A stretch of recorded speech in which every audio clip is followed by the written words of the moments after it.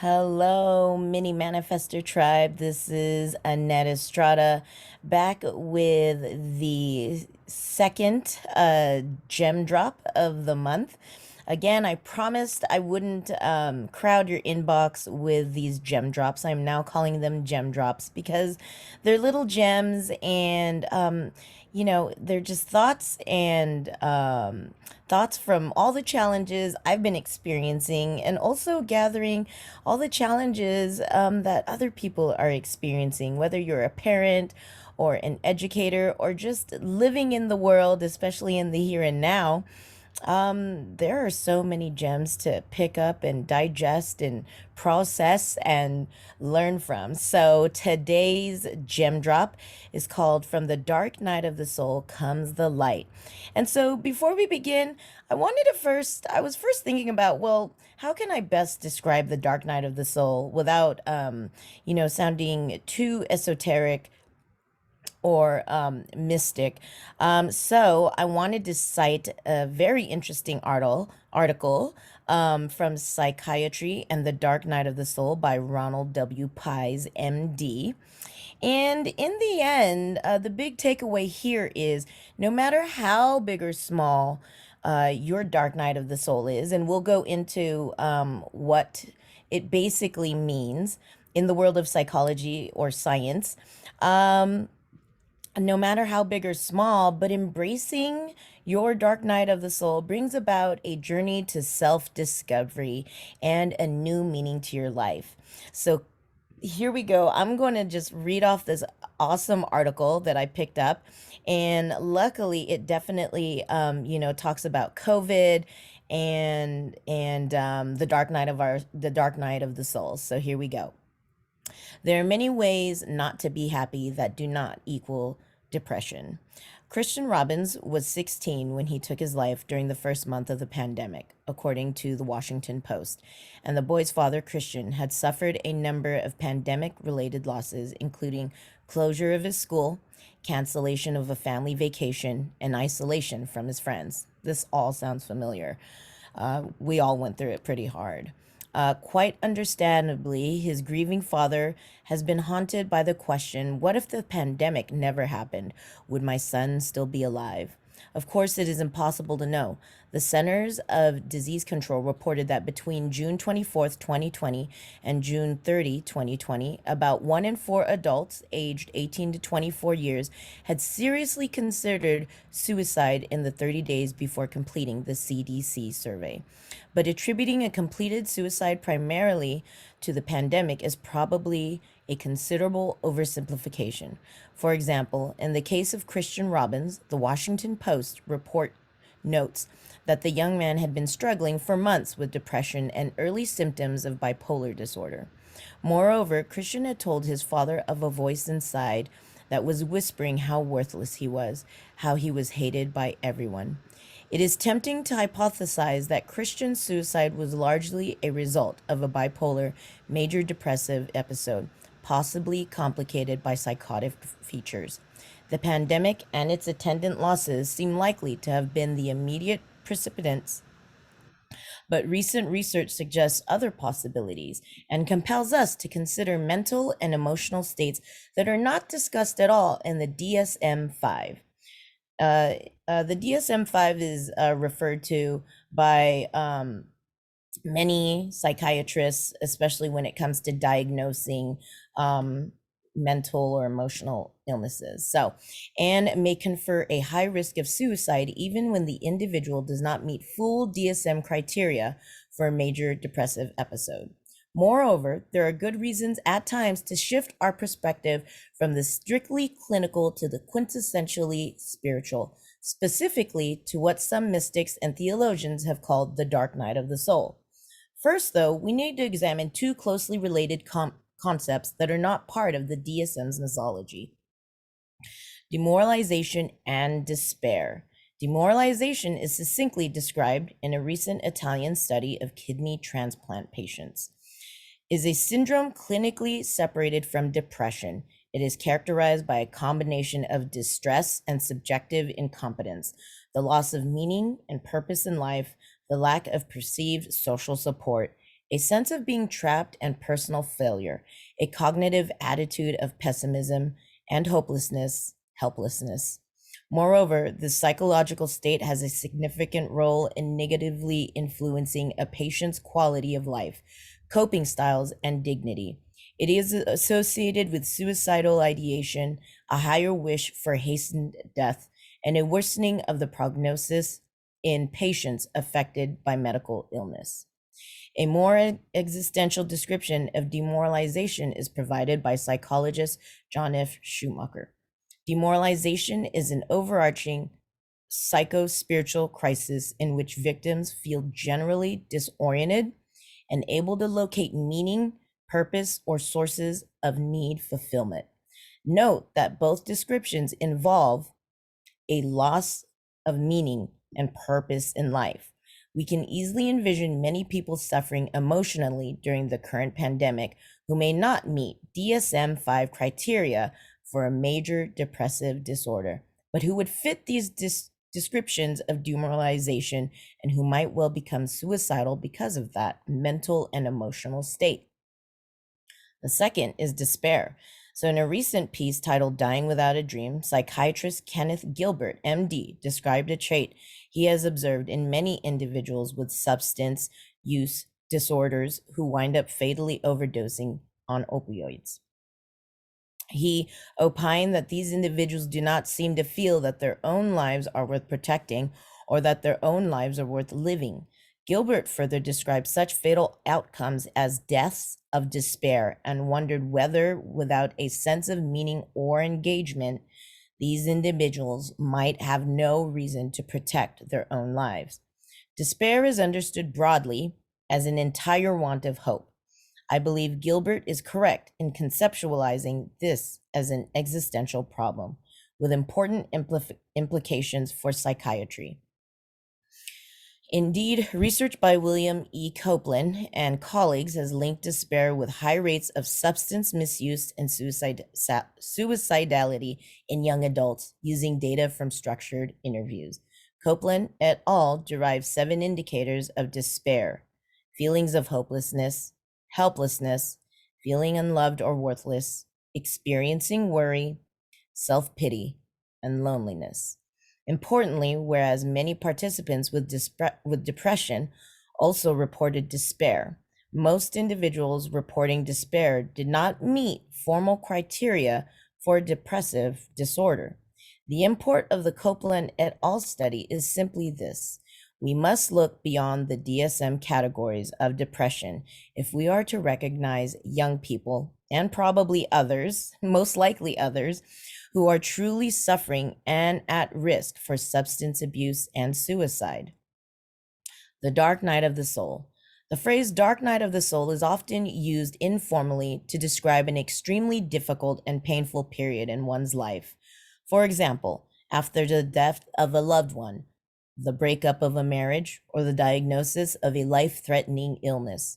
For many, the loneliness, isolation, and fear associated with the coronavirus disease 2019 pandemic is indeed a dark night of the soul. There is nothing wrong with these informal usages, and they have obvious links to the concepts of demoralization and despair, and we have defined them as we have defined them. But they differ significantly from the original meaning and the context of the phrase as first conceived by the Spanish mystic John of the Cross. John was a member of the Carmelite religious order, which he was trying to reform. The thanks he got was imprisonment by his Carmelite brethren, during which John composed his remarkable poem, The Dark Night of the Soul.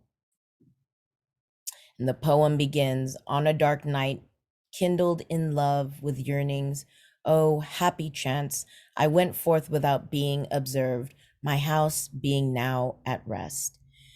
John's poem is essentially a spiritual odyssey. It recounts the journey of the soul from its bodily home to its union with God.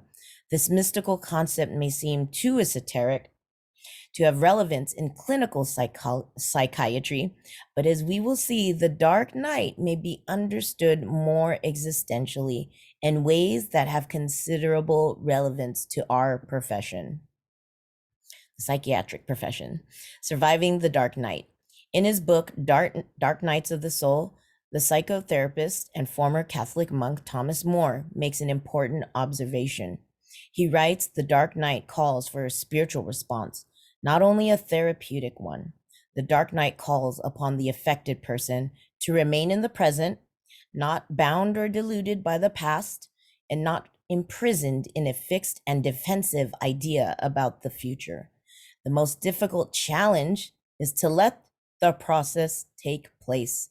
And yet, this is the only release from the pressure of the dark night. Sadly, not everyone will survive the dark night of the soul. Some of those More mentions, like the poet Anne Sexton, will die by their own hand. Those who do survive have come to realize, as More puts it, that life is never as bright and successful, as meaningful as you might imagine. And yet these survivors have found, or rather created, a new meaning in their lives. More cites as an example the pianist Leon Flesher, who died recently at the age of 92.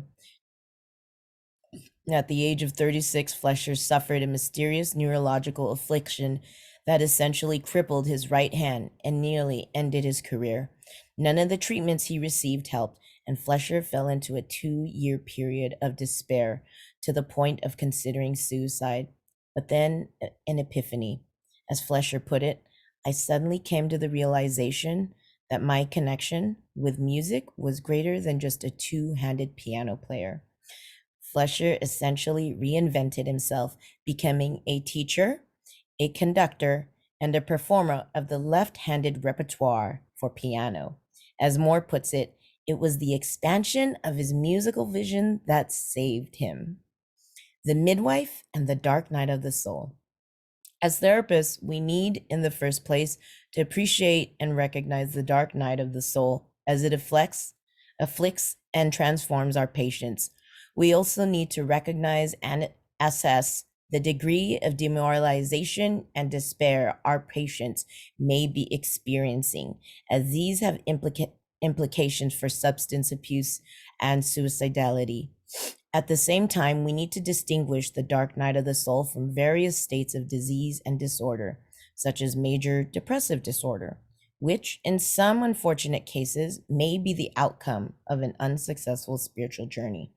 The dark night itself is not a disease, but part of the price we pay for being vulnerable human beings. We need to be observantly religious. We need not to be observantly religious to help our patients through their dark night, nor need we enter into the mystical world of John the Cross.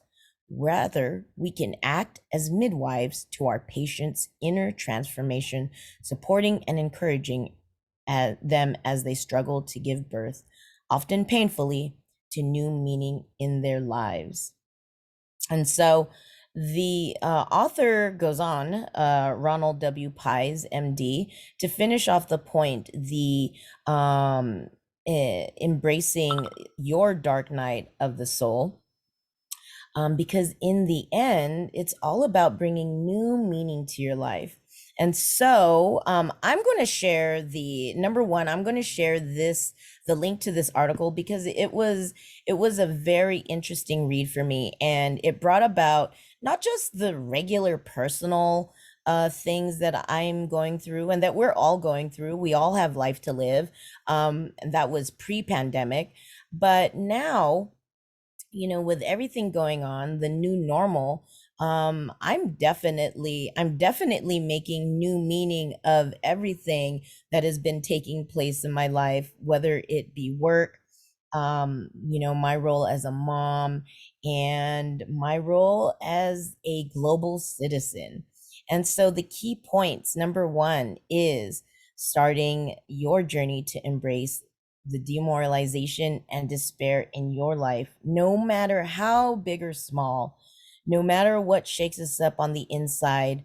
I know for me, not only am I still toiling with the regular things in my life, whether it be, loving myself, making sure to be the best mom, making sure to be the best teacher, and making sure to be the best,